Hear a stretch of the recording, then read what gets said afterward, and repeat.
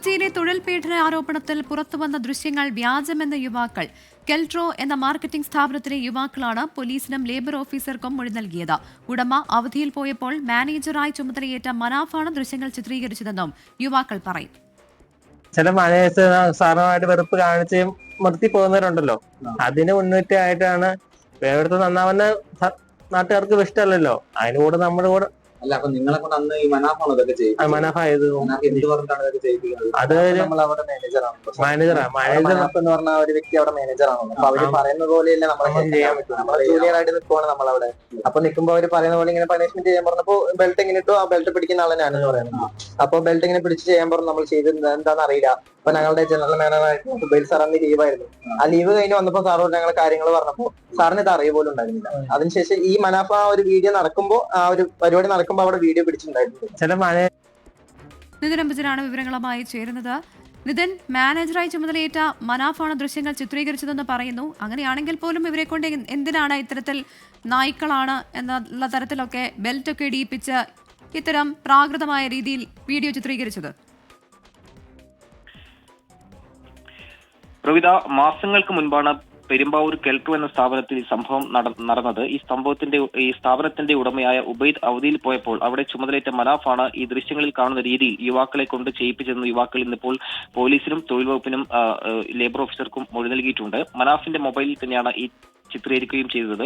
അതിനുശേഷം ഉബൈദ് തിരിച്ചു വരികയും പിന്നീട് ഇക്കാര്യങ്ങളെല്ലാം ഉബൈദ് അറിഞ്ഞതിന് പിന്നാലെ മനാഫിനെ സ്ഥാപനത്തിൽ നിന്ന് പുറത്താക്കുകയാണ് ചെയ്തതെന്നാണ് യുവാക്കൾ ഇപ്പോൾ ഈ പോലീസിലും അതോടൊപ്പം തന്നെ തൊഴിൽ വകുപ്പിനും മൊഴി നൽകിയ ശേഷം ഇപ്പോൾ മാധ്യമങ്ങളോട് വ്യക്തമാക്കിയിരിക്കുന്നത്.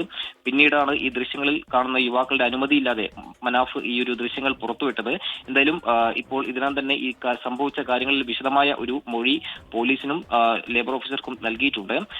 ലേബർ ഓഫീസർ ഇക്കാര്യങ്ങളെല്ലാം സൂചിപ്പിച്ചുകൊണ്ട് തൊഴിൽ വകുപ്പിന് നാളെയോ മറ്റന്നാളോടുകൂടി തന്നെ റിപ്പോർട്ട് സമർപ്പിക്കും. എന്തായാലും രണ്ട് വ്യക്തികൾ തമ്മിലുള്ളൊരു പ്രശ്നമായ സാഹചര്യത്തിൽ തന്നെ ഇതിൽ തൊഴിൽ പീഡനം നടന്നിട്ടില്ല എന്നാണ് ഇപ്പോൾ ലേബർ ഓഫീസർ വ്യക്തമാക്കിയിരിക്കുന്നത്. അതുകൊണ്ട് തന്നെ ഒരു കേസ് അടക്കമുള്ള നടപടിയിലേക്ക് പോകാൻ സാധ്യതയില്ല. പക്ഷേ മനാഫിനെതിരെ നിയമ നടപടി സ്വീകരിക്കുമെന്നാണ് യുവാക്കൾ വ്യക്തമാക്കിയിരിക്കുന്നത്. ഇന്ന് രാവിലെ മുതൽ ഈ ദൃശ്യം പുറത്തു വന്നതിന് പിന്നാലെ തന്നെ വലിയ പ്രതിഷേധങ്ങൾ പല കോണിൽ നിന്നും ഉയർന്നിരുന്നു.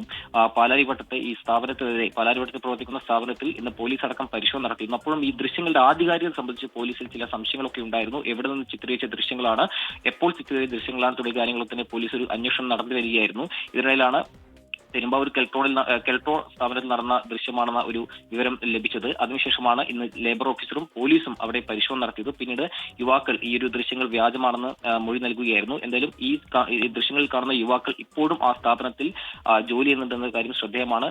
നിലവിൽ ഇപ്പോൾ ഈ വിഷയത്തിൽ തൊഴിൽ പീഡനം നടന്നിട്ടില്ല എന്ന വിവരമാണ് യുവാക്കൾ ഈ മൊഴിയെ നൽകിയിരിക്കുന്നത്. സ്വാഭാവികമായിട്ടും ഈ ഒരു മൊഴിയുടെ അടിസ്ഥാനത്തിൽ തൊഴിൽ വകുപ്പിന് വരും ദിവസങ്ങളിൽ റിപ്പോർട്ട് സമർപ്പിക്കും. എന്തായാലും ഈ വിഷയത്തിൽ, ഈ സംഭവത്തിൽ തൊഴിൽ പീഡനം നടന്നിട്ടില്ല എന്ന് ജില്ലാ ലേബർ ഓഫീസറും ഇപ്പോൾ വ്യക്തമാക്കുന്നുണ്ട്.